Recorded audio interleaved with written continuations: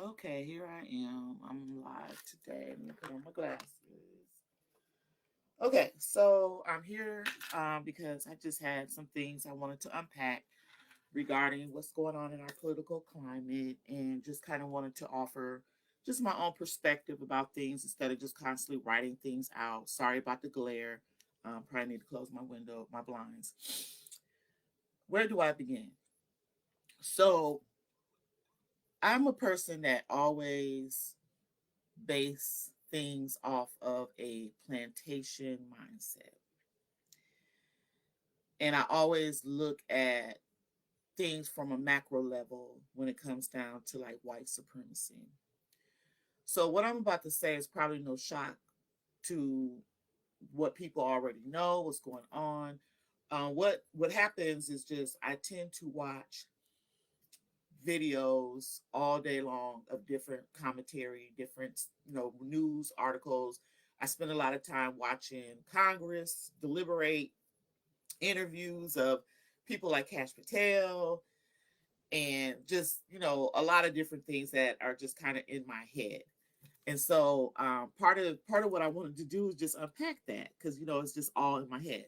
So I just wanted to say, like,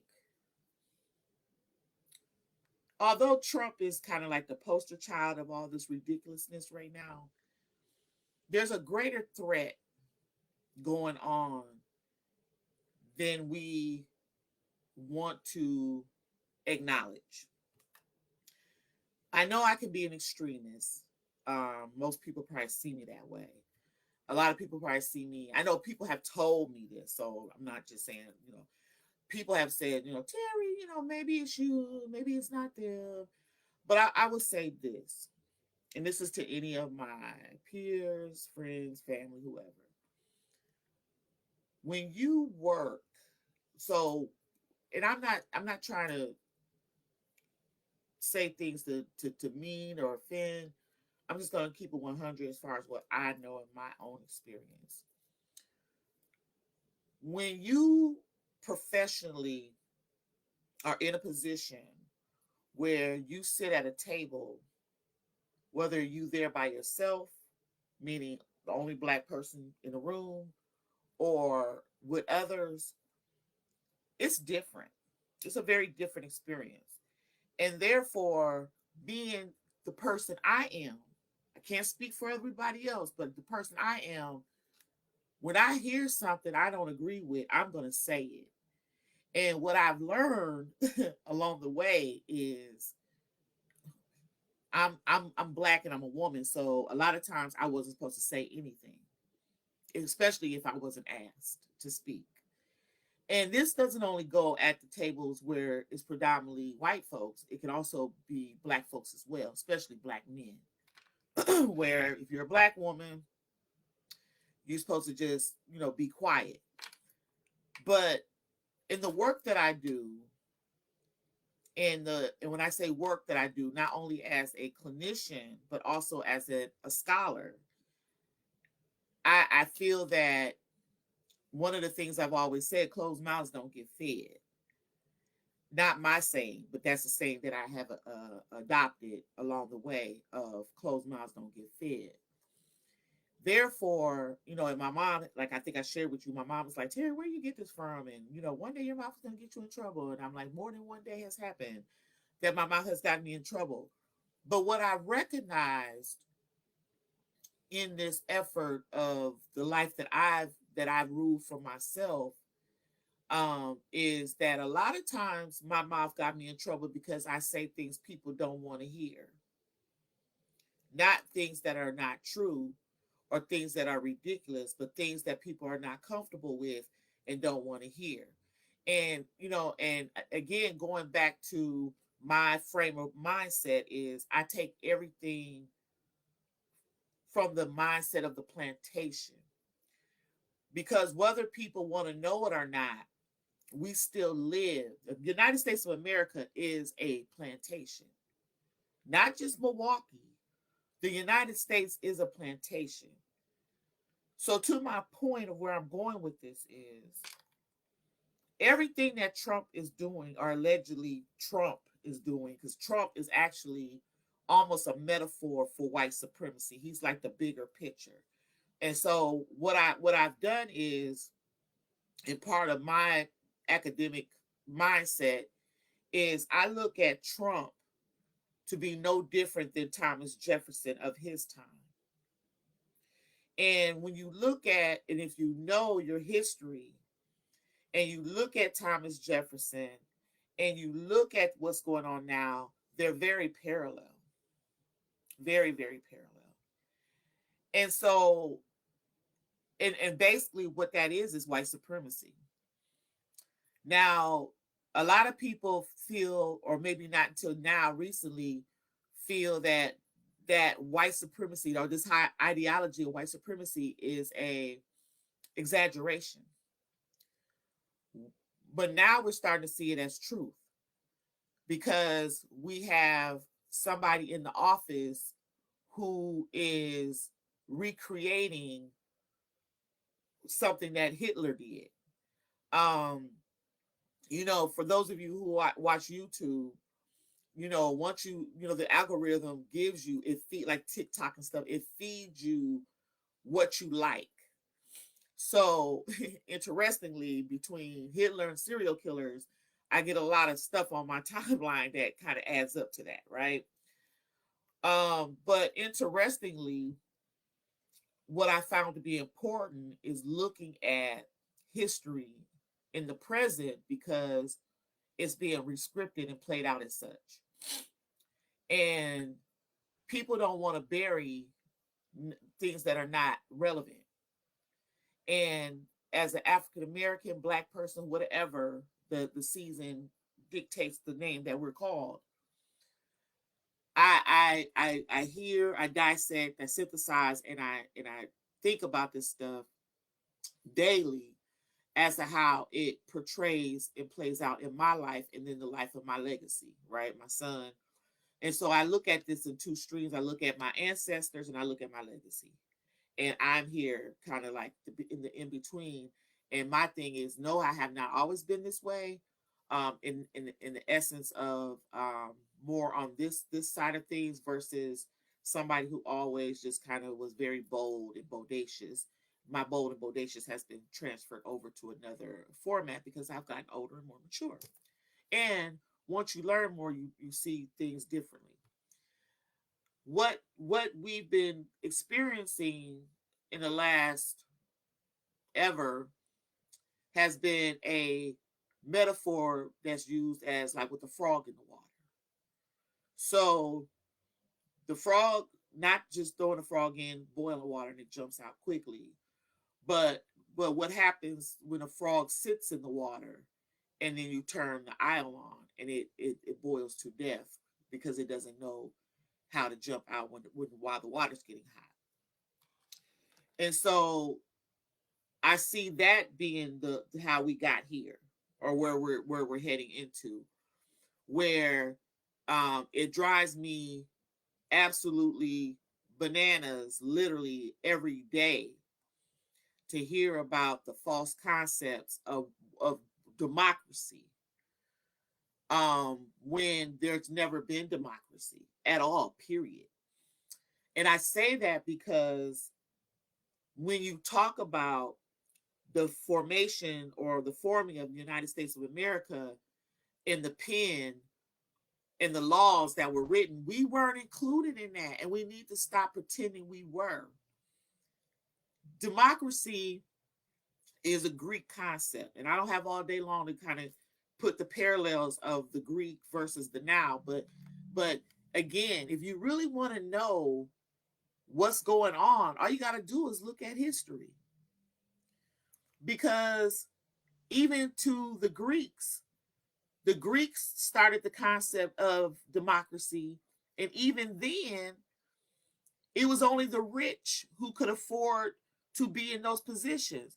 It cannot be democratic for what democracy is supposed to mean, by the people, for the people, if the people are peasants. That's what we are, basically. We're peasants. And democracy, if it's democracy is kind of like by choice, having two different choices. What is it? Do I pick the poison or do I pick the gun to shoot myself in the head with? Which one do I choose? So I look at Democratic Party as poison and Republicans as the gun. Either way it go, there's fate. We're done. And so um I'm not as concerned about Trump as I am everybody else who's on board with him, because he cannot do this alone. So going back to Hitler, right? I don't know if I started with Hitler, but I'm going back to him. I watched a series of videos about the history of Hitler and the regime, the Third Reich, and everything that Hitler.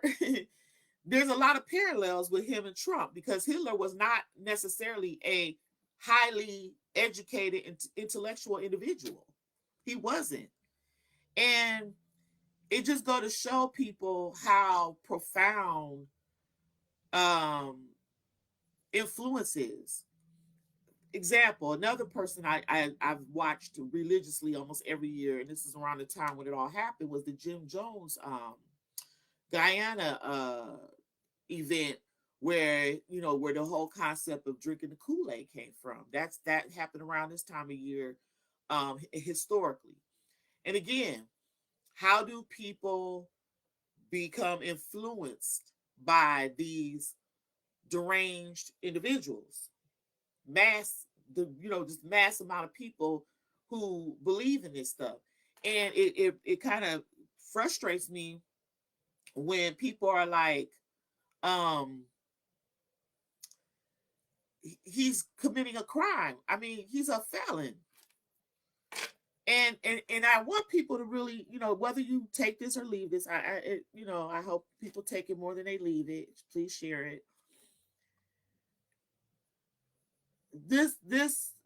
This time of our lives is really serious, because Trump, and I don't know if I probably said this in writing. I didn't say it verbally.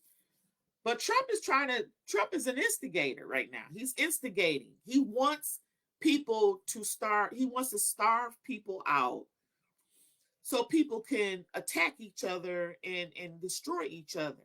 Now, lo and behold, I don't know who's going to be their butlers and maids once everybody's gone. I don't know who's going to be doing all the work for them, rich folks. But him trying to perpetuate this survival of the fittest uh, Squid Game, I hope that people do not fall for it. So I'm going to make this real quick and clear.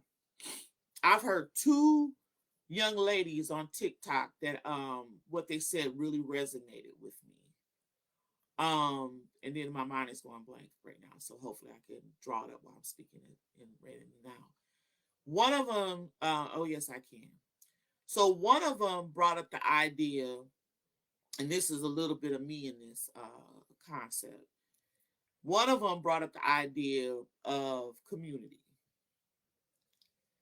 getting back to a place where we share bread versus taking a loaf from the neighbor.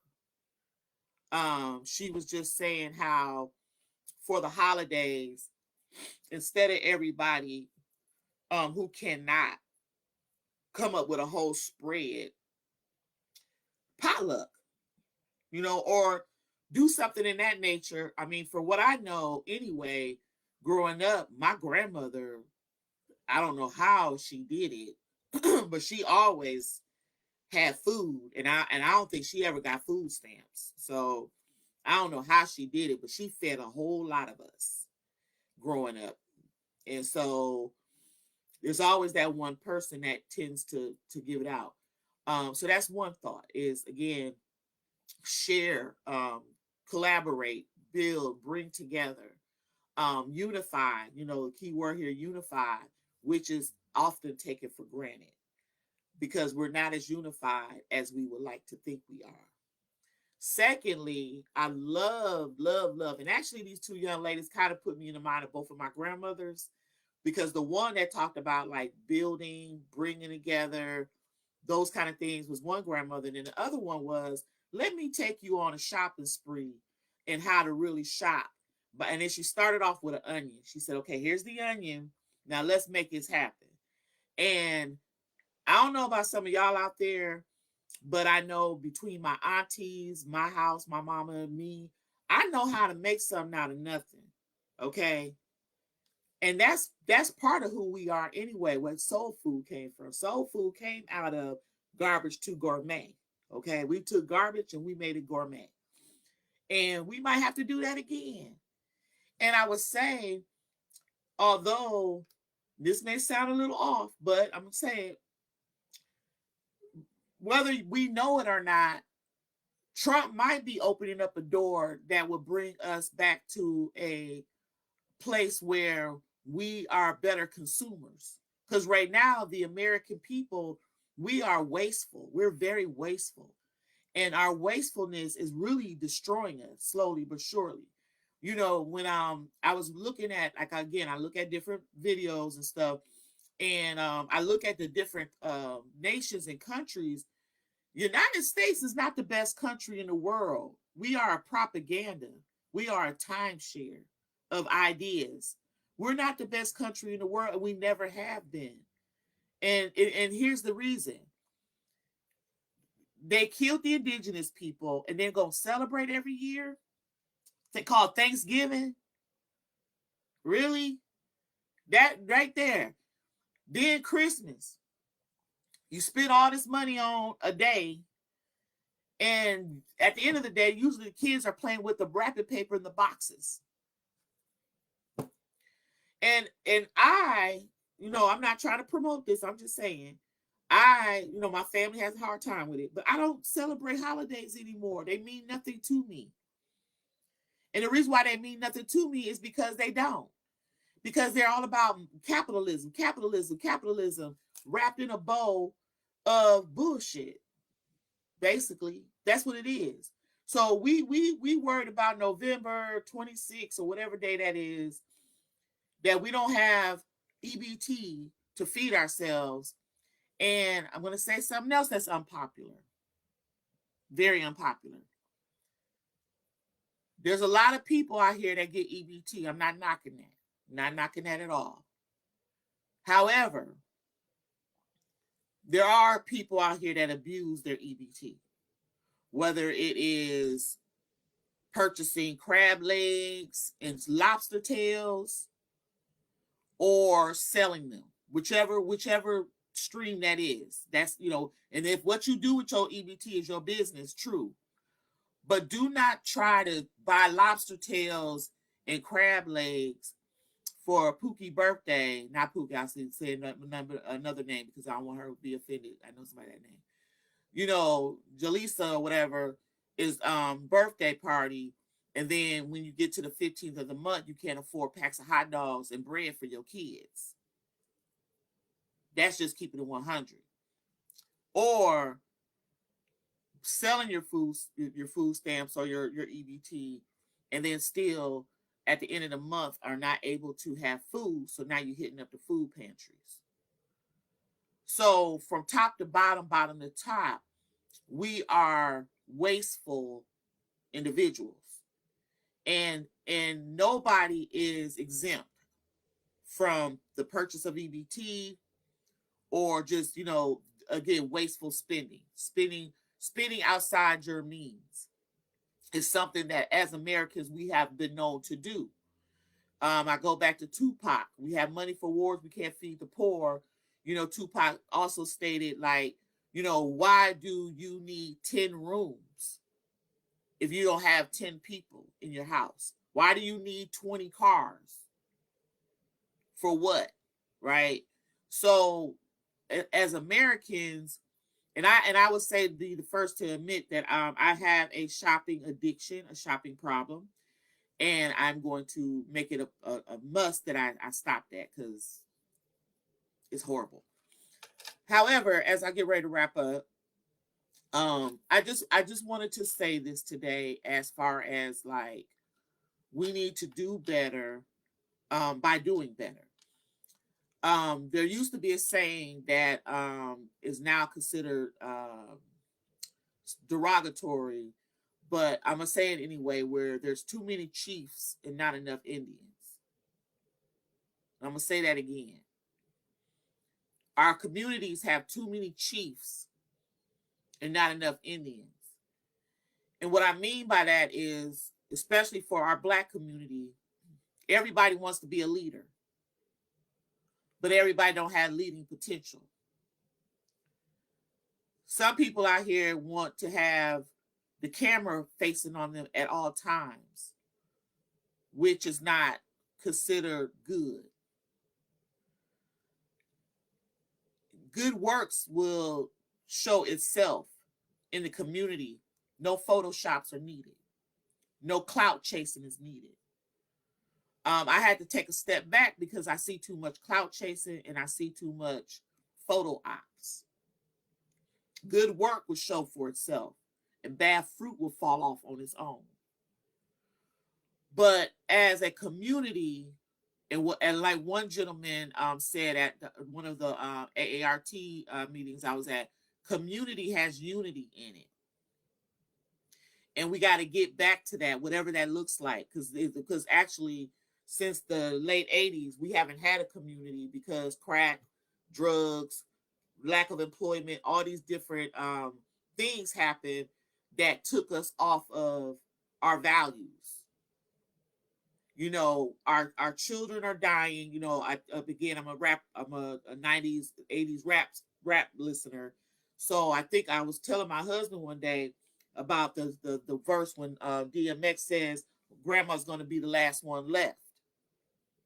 And lo and behold, that's what we're experiencing right now, where this generation right here is probably the only and first generation that had to bury the most kids, whether it's through mass shootings, violence, reckless driving, whatever. White, Black, Hispanic, Gen X, and millennials are the generation who have to keep burying their own kids. We're the generation that we're outliving our children and grandchildren. Something needs to give. And I would like to say to some of our Black leadership or just leadership in general, I've learned now all skin folk and kinfolk, which I've been known this, but I want to rectify that. The fact is that the reason why things ain't getting better because we don't have the leadership we need to put the real boots on the ground. So while everybody is fanning and boots on the ground, and we're slowly like just sinking in this nothingness of despair because our values are centered on the wrong thing. Again, I speak to you, I speak to me. I'm not perfect. I'm just aware that what we're going through right now in this world, in this country, has been here. It's nothing new. It's just we got a fool in office who don't care. To watch him destroy the White House is almost comical. It's almost comical. The things that he's doing, and then what's so bad about it, not only is he destroying the White House for this stupid ballroom or whatever he plans to have, but look at how many people are behind it. Look how many people are behind it. That says a lot about capitalism, right? My 3 C's. People can like it or hate it. I don't care. Capitalism, colonialism, and Christianity. They're one of the same. They're one of the same. Period. They were all, this is what the three of was built, America was built on this. And we have the messages in our face. Martin Luther King. How are you going to have a United States of America? But you got a 2-party system. You got Black and white churches. Everything is not united. So we are conditioned under the hypocrisy of democracy. Everything is hypocritical.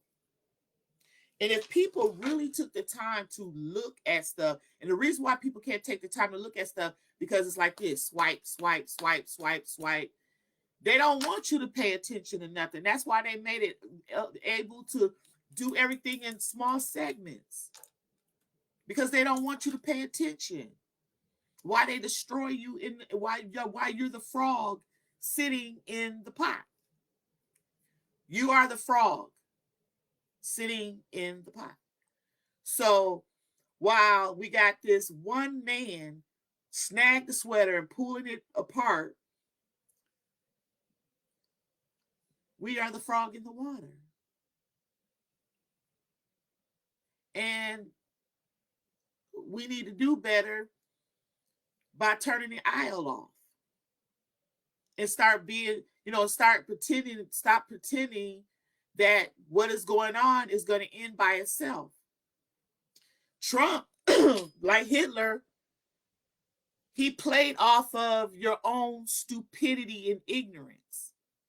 He's not a smart man. He's a over-glorified cars dealer. That's what he is. And he got a lot of people to buy in to his rhetoric. And I said this before in my last, whatever this is called, and I'll say it again. We see another black man, a rich black man, get taken out to show you black and money don't mean nothing at all, because they'll show you better than they can tell you that they'll squash you. White men can do whatever they want to do, as we are clearly seeing. They've been pedophiles, they've been murderers, and all this other stuff. Not all of them, but enough of them to get away with what they get away with, the double standards. While we still play out thinking we them. We're not them. Even those others that think they're them, like that one man, Swami, whatever his name is, and Kash Patel. You are pawns in their effort to win. So like Tim Scott and them, all of these people of color that are siding with white supremacy, you are being used. You're not invited to their cookout. And you don't want to be invited to their cookout because it was called a picnic. Anyway, it was called a picnic. We don't want to be invited to that. Remember the picnic? But while we up here shucking and jiving and want to invite people to our cookout, people, oh my God. So it's a time of query. It's a time of reflection. It's a time to look at things in a different way. Don't y'all go out here trying to rob folks for food. Don't do that. If that's the rumor and if that becomes a truth, some of y'all gonna end up dead playing around with certain people. I'm just saying. Don't be out here thinking that the thing that you have to do is go out here and rob folks for food. Because that's not necessary. It really isn't. And that's exactly what this white supremacy wants. It wants you to take each other out so they don't have to do it.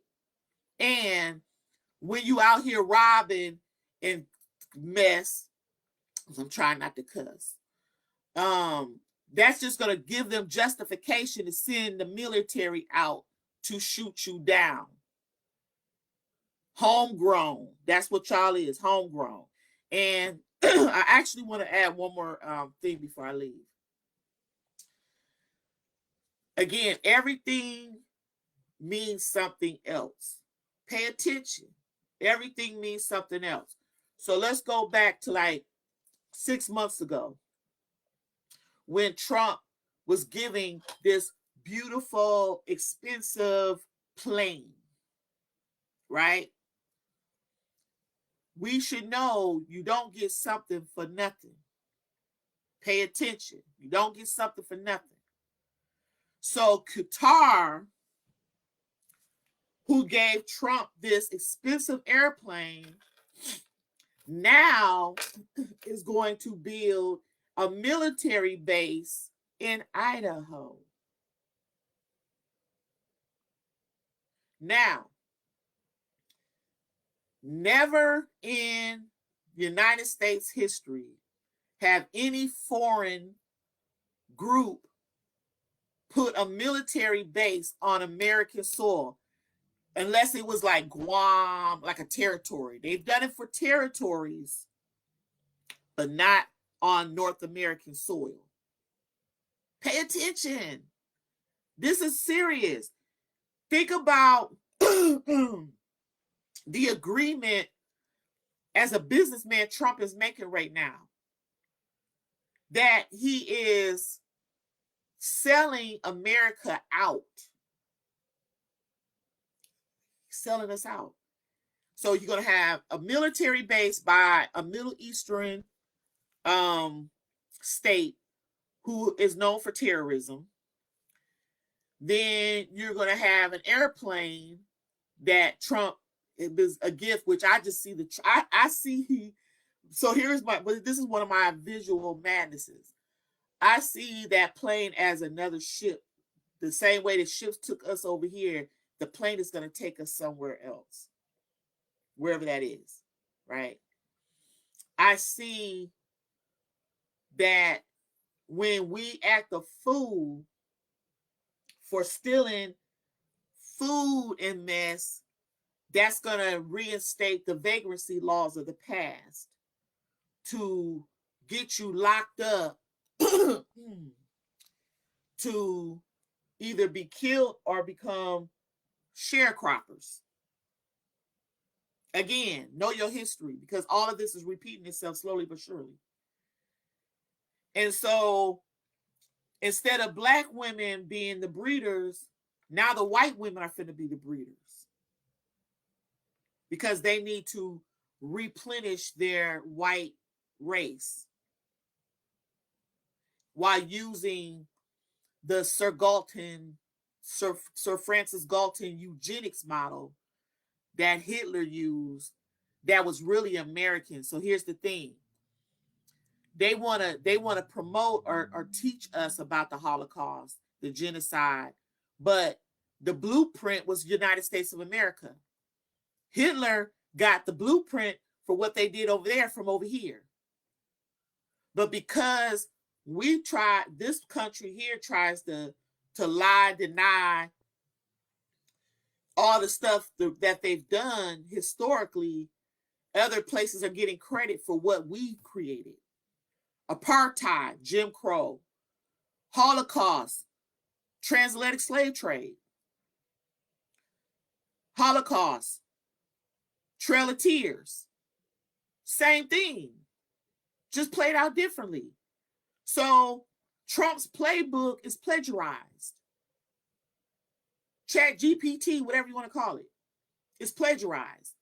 So everything that we are going to see in the next infinity and beyond is already open up your history books and read it, and you'll know exactly what's yet to come. So I might be back. I don't know. I just had to say this today because I felt the need to say this. But I just want you guys to be aware, not scared. You know, love on your community. Try to get these people in order so they ain't out here knocking people over the head for a loaf of bread. It's not going to be that serious if we come together and do what is supposed to be done. We need to, this time in history can be what it takes to bring us back to a place of unification.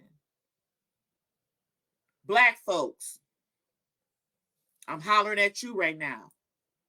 If we survive, these ones over here, if we survive this long in this country with all that we've been through, we're going to be okay. Remember, we took garbage and made it gourmet. And now they call it soul food. So with that being said, have a good weekend.